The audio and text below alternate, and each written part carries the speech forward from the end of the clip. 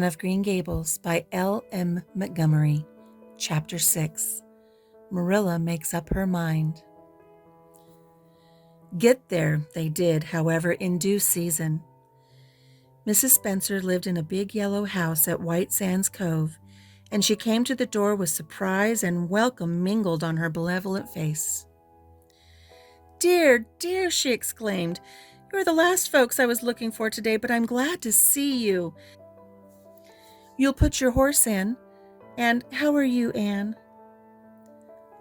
"I'm as well as can be expected, thank you," said Anne smilelessly.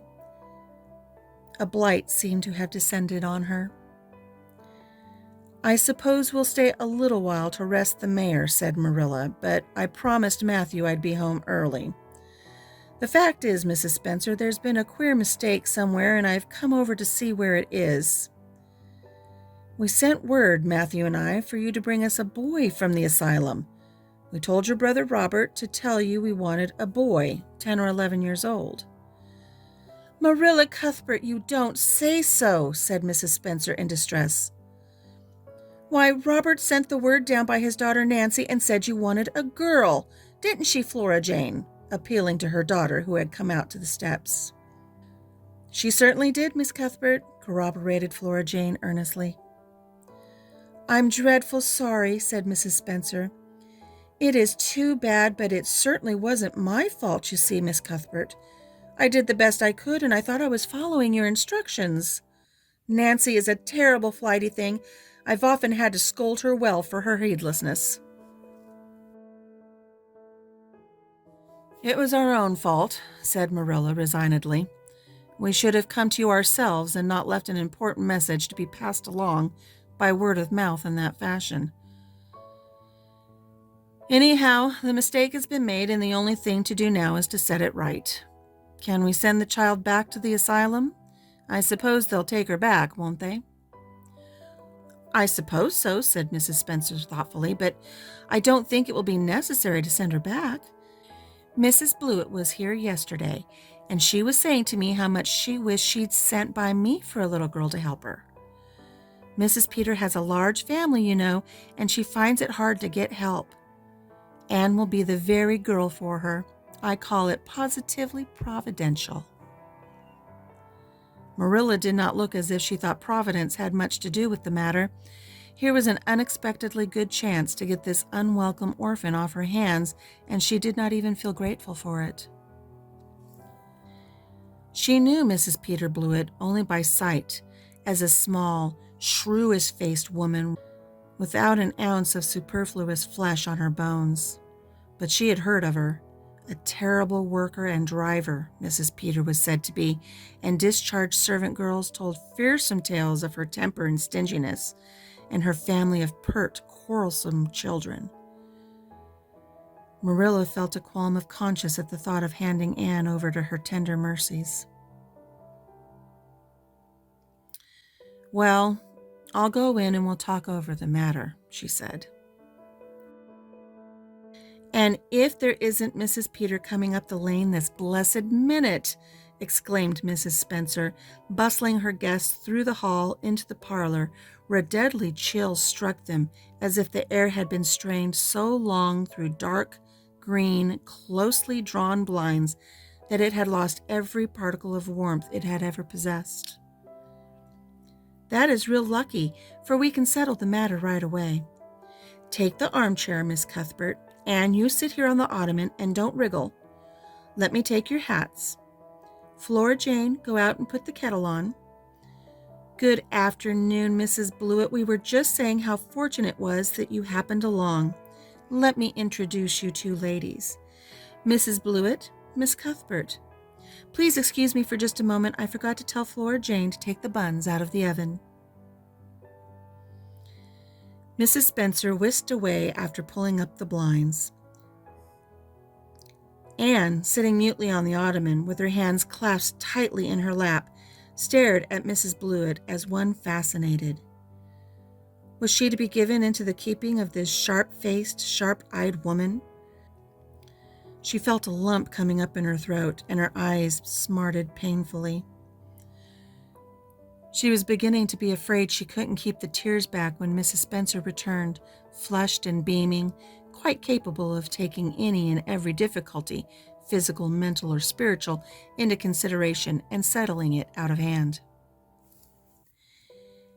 "It seems there has been a mistake about this little girl, Mrs. Blewett," she said.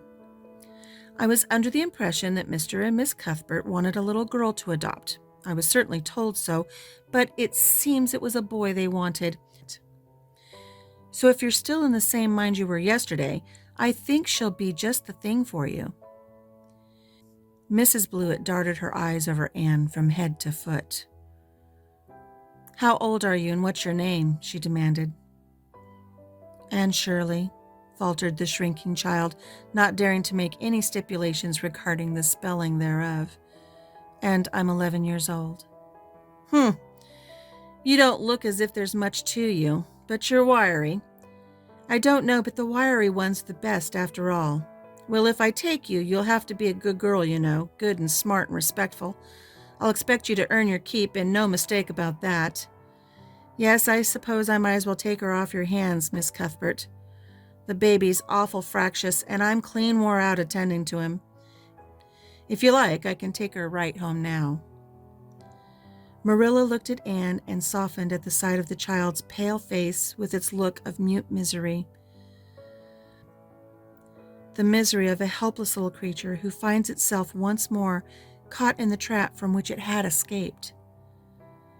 Marilla felt an uncomfortable conviction that if she denied the appeal of that look, it would haunt her to her dying day.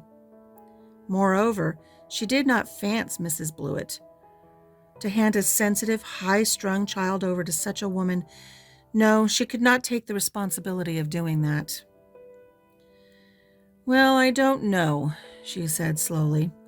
"I didn't say that Matthew and I had absolutely decided that we wouldn't keep her. In fact, I may say that Matthew is disposed to keep her.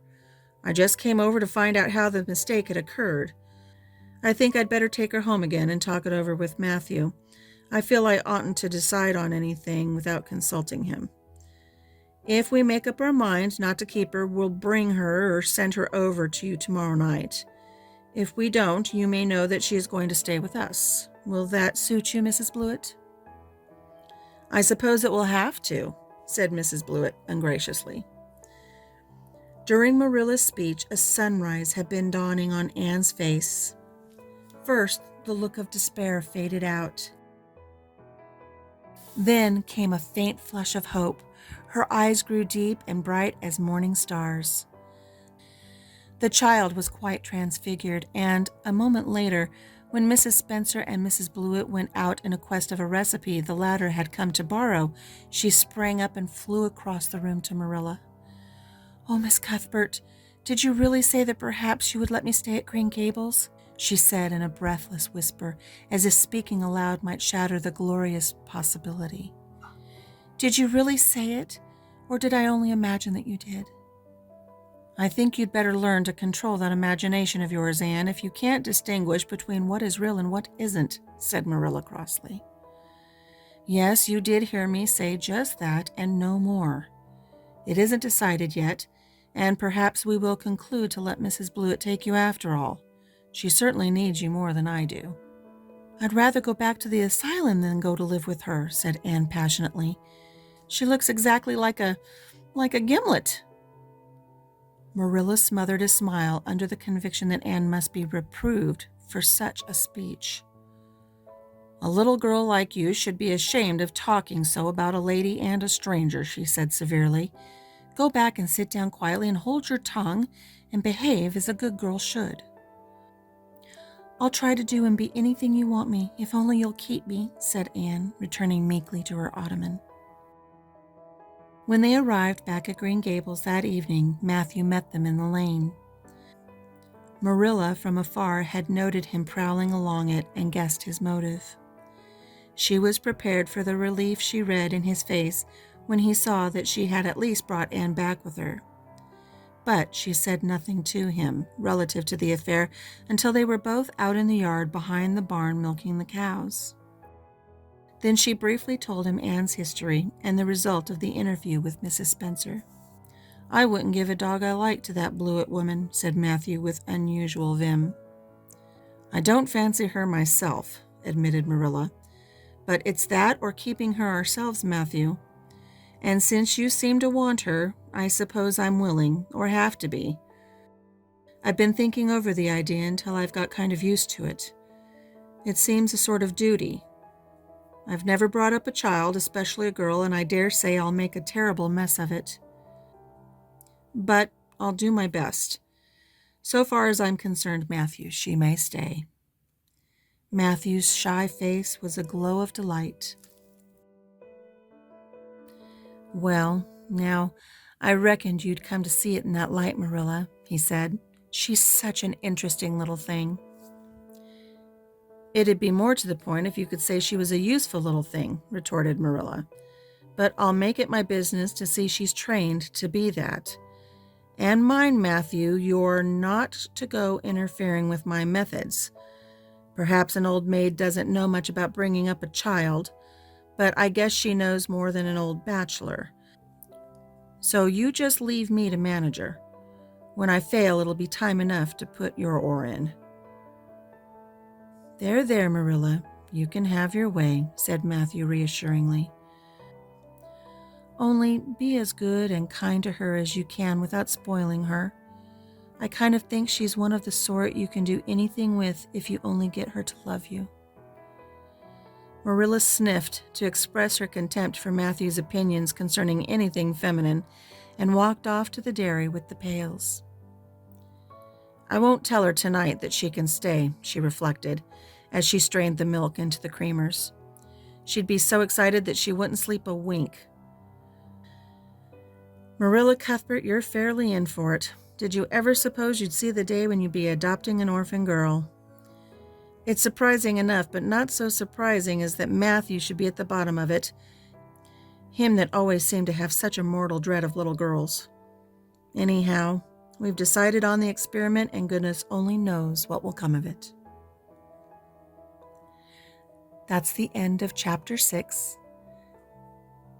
Please join us again for Chapter 7, Anne Says Her Prayers.